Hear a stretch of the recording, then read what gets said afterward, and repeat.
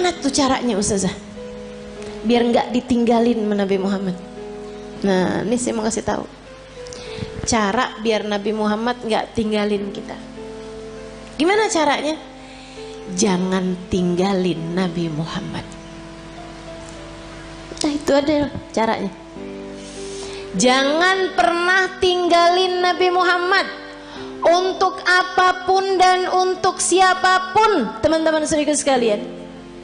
Jangan pernah tinggalin Nabi Muhammad untuk siapapun dan untuk apapun.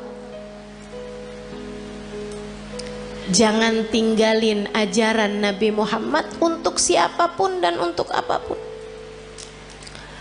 Dulu sebelum nikah nih melaki yang ini nih, kerudungan rapi. Ke tukang sayur aja nggak pernah ketinggalan. Ngejar bakso aja relaan baksonya yang pergi dah, daripada keluar nggak pakai jilbab, karena nggak mahram sama tukang bakso. Giliran kawin suaminya bilang, kamu kayaknya kalau kayak pakai kerudungan kayak kelihatan lebih tua 10 tahun dah dari aslinya. Emang iya ya, ya udah deh nggak apa-apa deh, saya nggak usah kerudungan lah. Kamu tinggalkan ajaran Nabi Muhammad untuk seseorang. Kalau udah kamu tinggalin, jangan salahin siapa-siapa kalau kamu ditinggalin sama Nabi Muhammad. Ada adik-adik nih belum nikah, dia pacaran. Dek, saya bilangin, setiap kali kamu berduaan sama pacar kamu tuh, itu yang ketiganya setan. Kalau udah yang ketiganya setan, artinya nggak akan ada Nabi Muhammad. Halo? Itu udah teori pasti tuh. Itu udah prinsip pasti tuh. Nabi nggak akan mau berada dalam kumpulan ada setan di situ. Ya udah kalau gitu setannya suruh pergi Ustazah. Nah kamu terlanjur panggil. Nggak segampang itu. Nggak segampang itu. Saudara sekalian yang saya muliakan, ma khala rajul wa imra'ah illa wa syaitan thalithuhuma. Tidaklah berdua-duaan laki-laki dan perempuan, melainkan yang ketiganya adalah setan. Udah pasti. Jadi orang kalau lagi pacaran berarti dia ninggalin Nabi Muhammad. Tinggalin tuh Nabi Muhammad sama dia. Jangan salahin siapa-siapa kalau Nabi Muhammad kemudian meninggalkanmu. Makanya Nabi Muhammad bilang, ma yazni zani hina yazni wa huwa mu'min.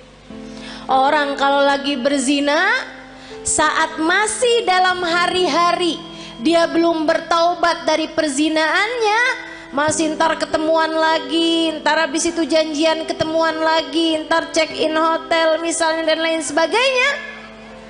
Teman-teman saudaraku sekalian, maka katanya Nabi Muhammad kalau dia meninggal dunia di masa-masa itu tidak akan meninggal dunia sebagai orang yang beriman. Imannya udah kecabut dari dalam hatinya, naudzubillah. Jangan. Maka adik-adik, ini ada nggak sini orangnya? Perasaan depan saya banyak nenek-nenek nih. Emang zaman sekarang tuh umur perempuan suka nggak kelihatan. Kalau dari muka nih suka nggak kelihatan dah emang. Ya, kelihatannya dari dengkul. Kalau udah per 15 menit ganti posisi, tuh. Kalau udah yang mau berdiri perlu bantuan atau ada stylenya dulu gitu, ada gayanya pakai miring kanan, miring kiri, tuh. Tahuan umurnya. Uban udah nggak kelihatan sekarang. Udah pakai jilbab kan? Kadang-kadang juga disemir ya kan, diwarnain merah, hijau, kuning. Gak kelihatan umur dari rambut. Udah dah paling bener ciriin umur orang dari dengkul, bener dah. Kok Ustazah tahu? Nah saya juga gitu. Berasa banget dari atas umur 40 tahun emang bener-bener tuh. Adik-adik sekalian, siapapun darimu yang sekarang sedang terjebak cinta yang tidak halal, segeralah tinggalkan atau minta dia untuk menghalalkanmu dalam pernikahan. Lamar saya atau tinggalkan saya, sebab saya hanya punya hidup sekali, tak akan saya habiskan dengan berlimang dosa. Mau hidup cuman sekali-sekalinya nggak barengan sama Nabi Muhammad? Jangan mau dek. Mau hidup yang cuman sekali-sekalinya kamu jauh dari Nabi Muhammad? Jangan mau. Nabi Muhammad tuh andalan kita semuanya. Ustazah, urusan dunia nih, rezeki ini yang paling jadi pikiran saya Ustazah. Paling pikiran saya nih mau urusan rezeki deh Ustazah. Emang bisa ya Ustazah kita ngandelin Nabi Muhammad? Bisa banget teman-teman saya sekalian, bisa banget. Ada dulu orang miskin banget. Ini terjadi di tempatnya Khalifah Al-Ma'mun, ya, zaman berapa ratus tahun silam. Sehingga sekalian saya muliakan, ada orang miskin banget. Dia istrinya mau melahirkan nggak punya duit. Barang-barang mau dijual juga nggak ada. Mau beli nih buat sekedar persiapan bayinya nggak punya. Miskin banget. Istrinya bolak-balik bilang nih gimana nih ntar ya, mudah-mudahan hari ini kita dapat rezeki. Ternyata enggak. Insya Allah mudah-mudahan kita dapat kelebihan rezeki nih besok hari. Ternyata enggak. Akhirnya dia bingung, dia datang ke makam Nabi besar Muhammad Sallallahu Alaihi Wasallam, ziarah ke makam Nabi Muhammad, nangis. Orang sana memang, orang Madinah. Dia datang nangis di makam Nabi Muhammad SAW. Rasulullah, saya umatmu nih Rasul, gini amat ya nasib saya. Istri saya mau melahirkan anak saya Rasulullah, dan istri saya umatmu, anak saya umatmu. Ya Rasulullah, tolongin saya. Malam harinya dimimpiin Nabi Muhammad SAW. Mimpiin Nabi, sama Nabi dibilangin, emang segampang itu ya Ustazah mimpi Nabi Muhammad? Iya, buat sebagian orang. Yang apa Ustazah? Yang hatinya bersih. Ya, jadi itu istilah mimpi Nabi Muhammad tuh teman-teman. Itu tuh gampang buat sebagian orang yang hatinya bersih. Tapi Ustazah ada kok orangnya kayaknya nggak bersih-bersih amat deh hatinya. Misal, dia tuh Ustazah suka banget gitu, atau kamu ngerasa misalnya gitu ya, hati saya nggak bersih-bersih amat, tapi saya gampang tuh ngimpi Nabi Muhammad. Hati-hati. Ustazah kan katanya setan nggak bisa nyerupai Nabi. Betul, setan nggak bisa nyerupai Nabi. Tapi kamu emang pernah lihat Nabi? Kan nggak? Betul nggak? Ini kayak ada orang nggak pernah lihat saya, terus dia bilang saya ngimpi Ustazah tadi malam. Tahu dari mana kalau itu saya? Kan begitu. Deh. Tapi Ustazah, bukannya setan nggak bisa nyerupai Nabi. Setan nggak bisa nyerupai Nabi, tapi ngaku-ngaku jadi Nabi, dia mah paling pinter. Jadi setan bisa aja tuh, saya adalah Nabi Muhammad, saya perintahkan kamu buat marahin suami kamu, buat cewer anak kamu. Tuh udah nggak mungkin itu Nabi Muhammad. Hati-hati. Nah, Nabi Muhammad tuh paling gak tega sama orang miskin dengan syarat hatinya bersih. Makanya Maulid Simtuturar ada bahasa gini, dan itu saya senang bacanya. Ya, saya senang semua kalimat-kalimatnya Habib Ali Habsyi ya. Tapi yang ini kayak gimana gitu, aduh Nabi romantis banget ya. Katanya Habib Ali Habsyi, idza da'ahul miskinu ajabahu ijabatan muajjalah.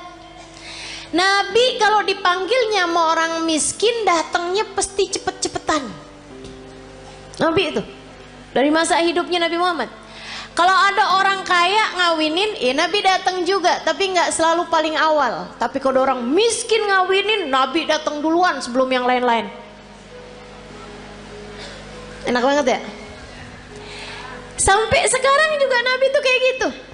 Jadi Bu, kalau kamu ngerasa ya ampun rezeki sulit banget di dunia, tenang. Nabi kalau dipanggil sama orang miskin, datangnya cepet. Maka deketin Nabi Muhammad sallallahu alaihi wasallam. Tuh kayak si laki-laki tadi itu yang istrinya mau melahirkan.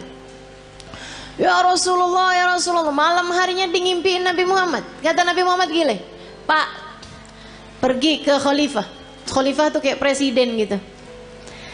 Bilang sama dia, Nabi kirim salam, sampaikan padanya buat ngasih sama kamu uang, anggaplah ya 100 dinar. Itu kayak semacam 50 juta gitu. Misal aja ya, misal. Bilang sama dia, kata Nabi Muhammad, sholawat kamu yang tadi malam itu pas 10.000. Udah tuh. Habis itu dia kebangun. Aduh bingung juga nih. Seneng ngimpi Nabi, seneng dikasih isyarah. Tapi kan caranya kan gak normal nih, gak wajar. Masa mau datang ke rumahnya orang khalifah pula belum tentu diterima, belum tentu dibukain pintu ibu ya. Akhirnya dia datang ke seorang syekh, seorang ulama. Pada zaman itu tuh pejabat-pejabat masih sangat menghormati ulama. Walaupun ulamanya miskin. Diceritain, kata ulama tersebut, ya udah ayo kalau gitu. Pergi kita ke khalifah. Nyampe di rumahnya khalifah, bukan khalifah bahkan ya, gubernur, mohon maaf. Pergi ke tempatnya gubernur, akhirnya kemudian karena yang datang ulama maka diperkenankan ketemu. Memang lumayan deket nih si ulama ini, syekh ini sama gubernur. Dia bilang, Pak Gubernur, saya ini datang kemari nih mau menyampaikan hajatnya tetangga saya ini. Silahkan kamu sampaikan. Dia bilang, iya Tuhan, mohon maaf saya tadi malam ngimpi Nabi Muhammad. Nabi Muhammad kirim salam kepadamu. Oh. Nabi Muhammad bilang, Tuhan harap memberi kepada saya uang 100 dinar. Udah mulai curiga, oh dia datang nih mau minta duit nih. Nabi Muhammad bilang, katanya sholawat Tuhan yang tadi malam sudah sampai 10.000 sholawat. Langsung gubernur tersebut berdiri, kemudian dia ambil uangnya, dia kasihin 100 dinar. Dia bilang, ini Pak. Orang sampai kaget-kaget. Dia bilang, ini dari Nabi Muhammad untukmu. 50 juta tadi nih. Dia ambilin lagi. Ini dari saya untuk kamu. Untuk hajat kamu itu. Masih dia ambilin lagi. Dan ini hadiah dari saya karena kamu telah memberi kabar gembira buat saya. Dia bilang, kok bisa Tuhan langsung bermurah hati seperti itu? Dia bilang, saya ini dari sejak muda gak pernah ninggalin sholawat tiap hari 10.000 kali. Orang soleh ya. Padahal gubernur tuh, tapi sangat soleh. Waktunya jadi sholawatnya sholawat yang pendek, tapi bacanya 10.000 setiap hari. Dia bilang, saya nggak pernah cerita-cerita sama siapapun, bahkan istri saya aja nggak tahu. Dia bilang, sampai tadi malam saya kelelahan yang luar biasa, saya baca terus sholawat tapi ketiduran. Habis itu saya kebangun lagi, ya Allah sholawat saya udah berapa nih, saya lanjutin sholawat lagi, capek banget sampai ketiduran. Saya baca lagi sholawat sampai ketiduran. Dia bilang, saya nggak tahu jumlah sholawat saya berapa, tapi saya doa aja, ya Rasulullah, kalau sholawat saya sampai 10.000, tolong kasih tahu saya wahai Rasul.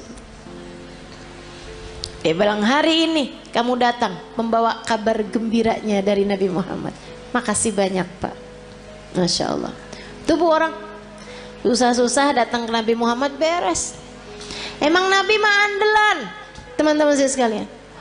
Orang bawa penyakit, kalau yang dideketin Nabi Muhammad beres semuanya, ibu-ibu sekalian, beres semuanya. Nabi itu udah dipanggil-panggil tuh cepet nyampenya. Saudara sekalian saya muliakan, banyak cerita-cerita mengenai orang-orang yang sakit datang kepada Nabi Muhammad, sakit yang mustahil buat sembuh aja bisa sembuh. Udah banyak sekali. Makanya udah nggak usah susah. Yang penting dalam hidupmu itu jangan pernah tinggal Nabi Muhammad. Gimana caranya? 3 aja dah gampang. Sholawatan yang banyak, yang taat sama Nabi Muhammad, gitu kan ya? Sholawatan yang banyak, yang taat sama jalan Islam, dan yang ketiga yang cinta sama Nabi Muhammad. Yang cinta sama Nabi. Cinta tuh gimana caranya Ustazah? Cinta itu kan gak bisa diusahakan. Siapa bilang? Cinta itu bisa banget diusahakan. Caranya gimana? Gampang teman-teman. Cinta itu bisanya ditularkan.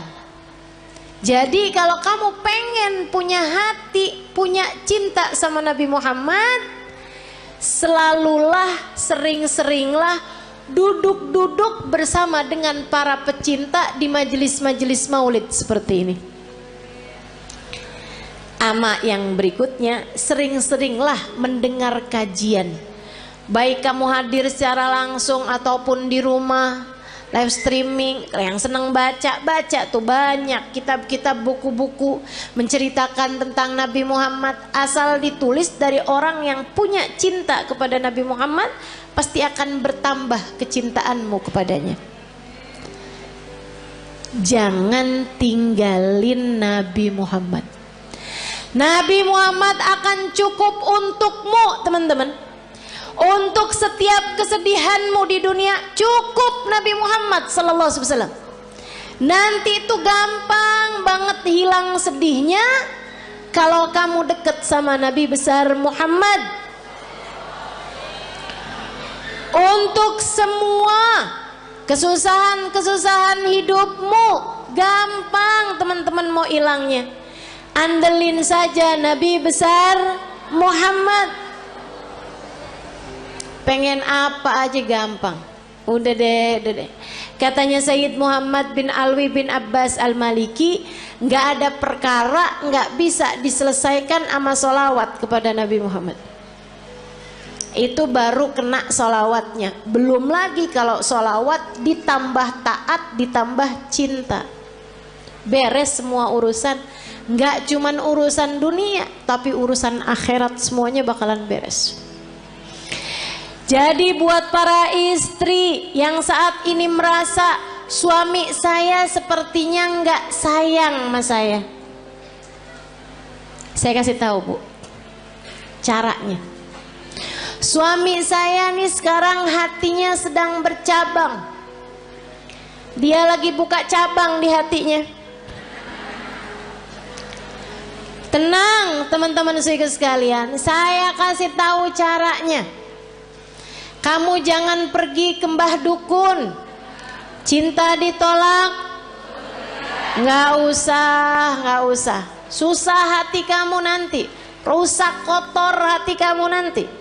Jangan juga kamu cari tahu perempuan itu. Kamu nyusahin diri kalau kayak gitu. Kamu labrak tuh perempuan, kamu liatin dia cakep apa kagak. Kalau dia jelek, kamu pikir suamimu sudah diguna-guna. Kalau dia cantik, kamunya yang pergi ke operasi plastik. Nggak gitu caranya. Terus caranya gimana Ustazah? Mulailah perbanyak sholawatmu kepada Nabi Muhammad. Ini bukan berarti yang nggak punya masalah nggak usah sholawatan ya, nggak gitu. Tapi saya kasih tahu aja, kalau kamu merasa sedang dalam masa-masa seperti ini, teman-teman saya sekalian, mulailah banyakin sholawatmu kepada Nabi Muhammad. Sholawat apa Ustaz? Apa aja yang kamu bisa. Semua sholawat tuh sama. Tukfahamuk tukfardambuk, kata Nabi Muhammad. Kamu kalau banyak bacanya, tukfahamuk, hilang semua susahmu, tukfardambuk, terampuni seluruh dosa-dosamu. Banyakin sholawat. Nanti kalau malam kamu bangun tahajud, habis selesai tahajud kamu angkat tangan. Kamu angkat tangan, ya Rasulullah, suami saya berpaling hati dari saya. Akan tetapi engkau wahai Rasul adalah nabiku. Jangan pernah memalingkan hatimu dariku. Akuilah aku sebagai umatmu.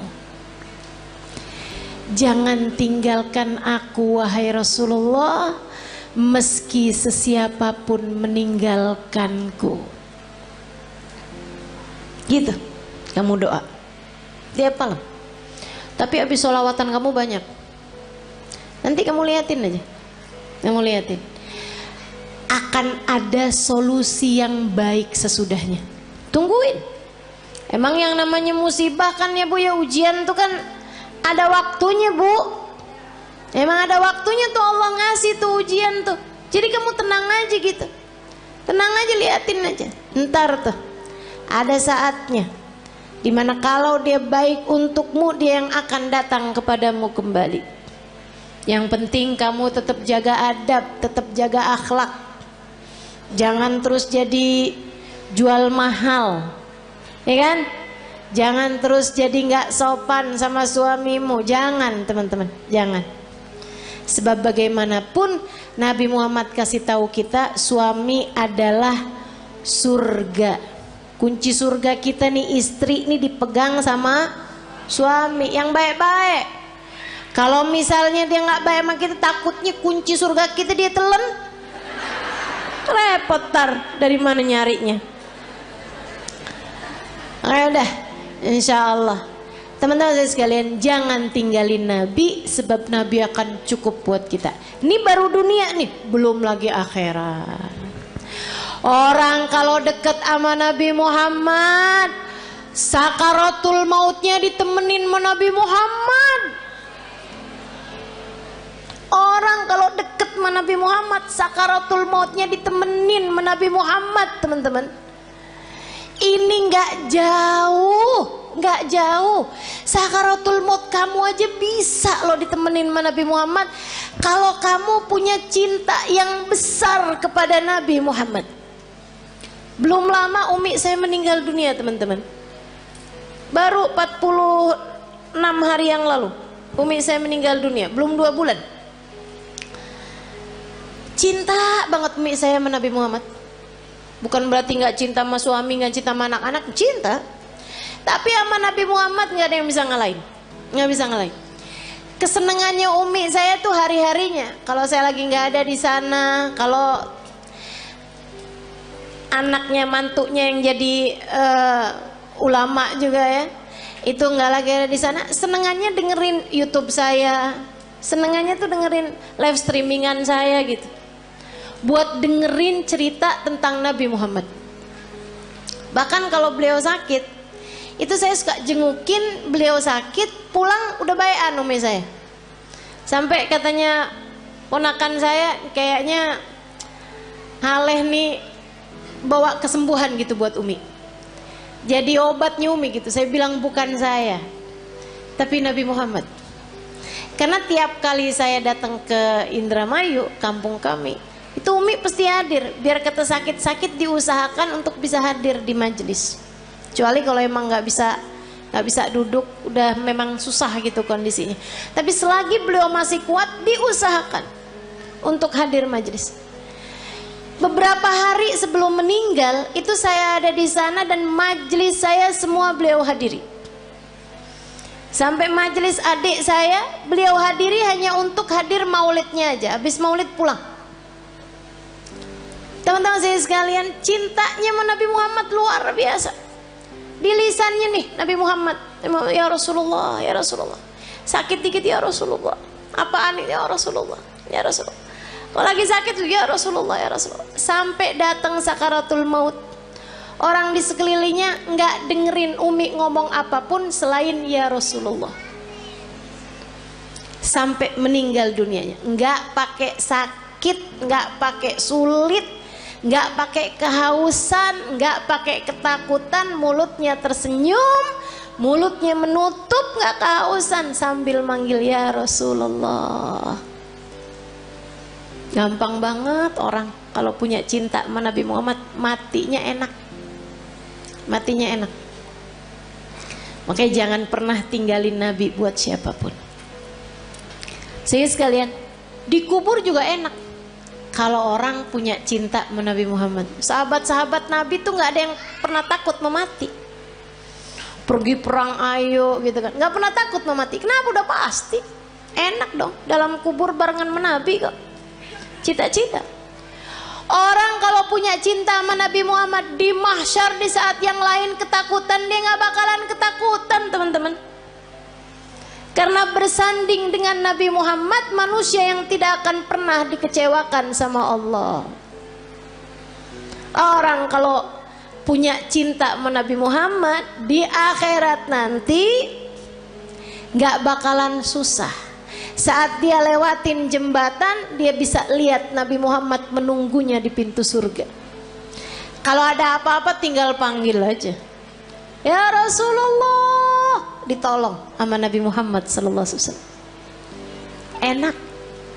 Maka teman-teman, andalan kita satu-satunya adalah Nabi. Jangan pernah tinggalin Nabi Muhammad, ajarannya Nabi Muhammad, perintahnya Nabi Muhammad, sholawat kepada Nabi Muhammad. Jangan pernah tinggalkan untuk siapapun dan untuk apapun juga. Nabi Muhammad taruh dalam hatimu, masukin dalam hatimu, kunci, gembok kalau perlu. Jangan biarkan Nabi Muhammad keluar lagi dari hatimu.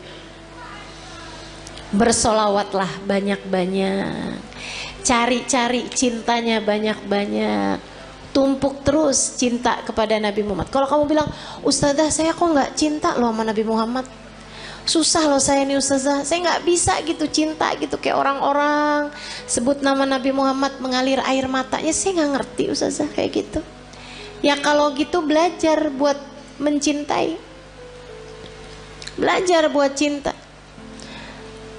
Kalau kamu bisa menangis, menangislah karena rindu pada Nabi Muhammad. Tapi kalau kamu nggak bisa menangis rindu kepada Nabi Muhammad, maka tangisilah dirimu yang tidak punya cinta kepada Nabi Muhammad. Sambil minta sama Allah, ya Allah, taruhkan dalam hatiku rasa cinta kepada kekasihmu Nabi Muhammad, ya Allah. Jangan matikan aku sebelum kau letakkan dalam hatiku cinta kepadanya. Ya Allah, kenalkan aku kepada Nabi, kenalkan Nabi Muhammad kepadaku. Dekatkan aku kepada Nabi, dekatkan Nabi Muhammad kepadaku. Ya Allah, cintakan hatiku kepada Nabi, cintakan Nabi Muhammad kepadaku, ya Allah.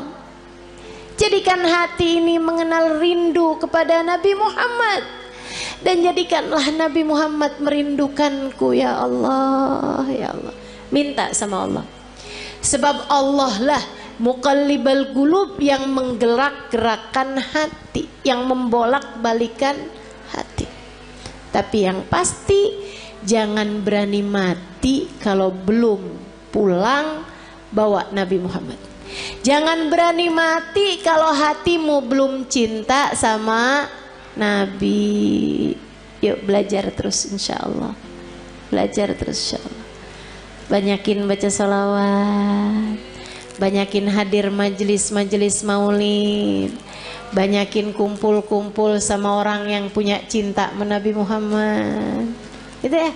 Tik lama-lama tambah kuat cintanya. Insya Allah, mudah-mudahan Allah Subhanahu wa ta'ala menjadikan kita umatnya yang mencintai dan dicintai Nabi Muhammad sallallahu alaihi wasallam. Ala hadhihi niyyah wa bi kulli niyatin salihah jami'ah syamilah ila hadratin Nabi Muhammad sallallahu alaihi wa ala alihi wasallam. Al-Fatihah.